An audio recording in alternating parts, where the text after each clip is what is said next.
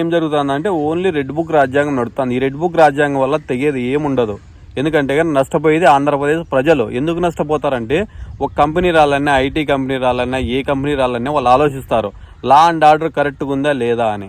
Law and order ఆంధ్రప్రదేశ్లో 1 year నుండి correct అనేది లేదు. కానీ వీళ్ళకి అర్థమవుతుందో లేదో, ఈ లోకేష్కి కానీ, ఈ పవన్ కళ్యాణ్కి కానీ, పురంధేశ్వరికి కానీ వీళ్ళు ఏదో అదే చెప్పారు, ఒంటెద్దు పీకడ అయిపోతుంది. కానీ మేము చెప్పిండేదే రాజ్యము, మేము చెప్పిండేదే పరిపాలన. అనవసరమైన విషయాలు కేసు. ఇప్పుడు సోషల్ మీడియా వాళ్ళ మీదకి పోతారు.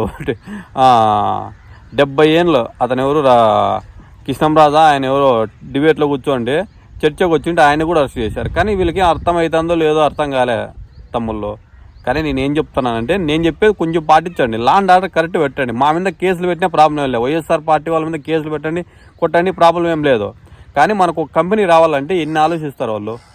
ఆంధ్రప్రదేశ్లో లా అండ్ ఆర్డర్ కరెక్ట్గా ఉందా లేదా అని ఆలోచిస్తారు. ఇప్పుడు మనం బెంగళూరు పోయి బిజినెస్ చేయాలనుకుంటాం, ఒక 100 కోట్లు, 1 కోటి రూపాయలు పెట్టాలంటే 100 పాటలు ఆలోచిస్తాం. ఒక ఇల్లు కట్టాలంటేనే 6 నెలలు 7 నెలలు ఆలోచించి ఒక బ్రాహ్మణ్ పిలుచుకొచ్చి దాన్ని ఆయం పెట్టించి దాన్ని చూసి బేల్దారు కరెక్ట్గా ఉంటాడో 100 మందిని ఆలోచించి ఇన్ని పనులు చేస్తూ ఉంటాం. కానీ ఈ ఆంధ్రప్రదేశ్లో నాకు అర్థం కూడా కాలేదు. వీళ్ళకి అర్థం అవుతుందో లేదో కాదు. కానీ ప్రజలు నాశనం అయిపోతున్నారు. వీళ్ళు ఆ సూపర్ 6 ఇకపోతే మనల్ని, ఆ సూపర్ 6 అంటే గంగలో కలిపినారు, దాన్ని పక్క పెట్టేసే. కానీ వీళ్ళు లా అండ్ ఆర్డర్ కరెక్ట్ పెడితేనే కంపెనీలు వస్తాయి. ఇంతవరకు లోకేష్ పొద్దాకు జగన్ రిబ్బన్ కటింగ్ చెప్పుకుంటాడు, కానీ నేను ఆ కంపెనీ తెచ్చిన, ఈ కంపెనీ తెచ్చిన.